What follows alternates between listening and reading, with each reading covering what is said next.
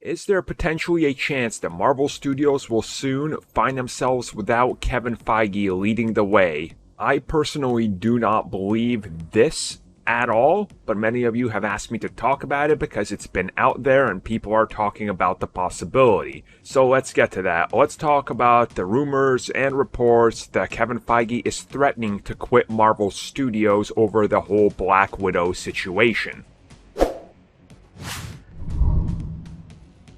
So what I could find from looking into it, according to the reports, and then contacting some of the people I talk about in the podcast mainly, when I say, hey, I contacted someone, this is what they told me, lines up with this. I heard nothing that lends any evidence from anybody I've talked to towards anything that's been said about him possibly walking out or quitting Marvel Studios. Now, for some of you that might wonder, could he ever, and did he or would he ever consider leaving Marvel Studios? He did back in 2015 when Ike Perlmutter was trying to pretty much call all the shots, and Ike was like, okay, no female superhero standalone films, no Black Panther, no Chinese-led films because I don't like those. Feige went in there and he was like, guys, I'm going to walk out of here because I want to make Black Panther because I believe it's $1 billion. I want to make Captain Marvel because I believe it's $1 billion. I want to do this because $1 billion. And they were like, well, look, he's led us this far. Ike has given us not much, so give it all to Kevin Feige. So he stayed.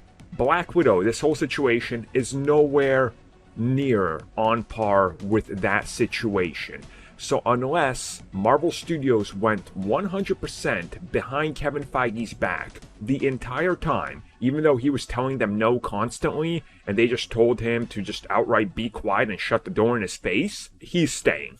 The Black Widow situation is a small problem in the bigger picture, and that's what you need to take here. The Ike Perlmutter thing was a big problem in that picture. It was like half the picture, and you had to try to figure out what was going on over here. Why doesn't it match up with what we're looking at? Why aren't we going in the same direction? While Black Widow is technically the same thing, it's a much smaller scale.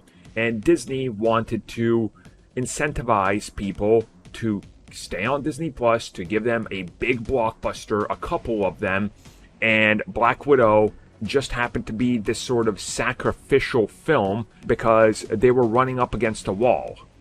And they decided, look, theaters probably aren't going to be fully open. Put it on Disney Premium. We'll probably make a good amount of money. They made way more money than they expected to. But at the same time, Feige was telling them the entire time, don't do it. Just do theater only. And they didn't listen to him. So, yeah, he's mad at them. But I don't believe he's going to threaten to throw away what he's been working hard on for 20 plus years. Instead, chances are Kevin's going to say, I'm very displeased. I don't like what you did.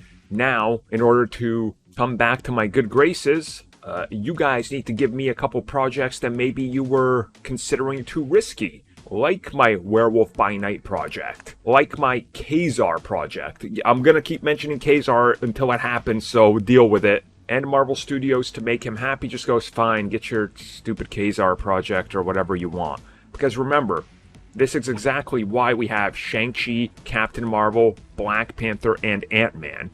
Because he stood his ground after they said no to other things.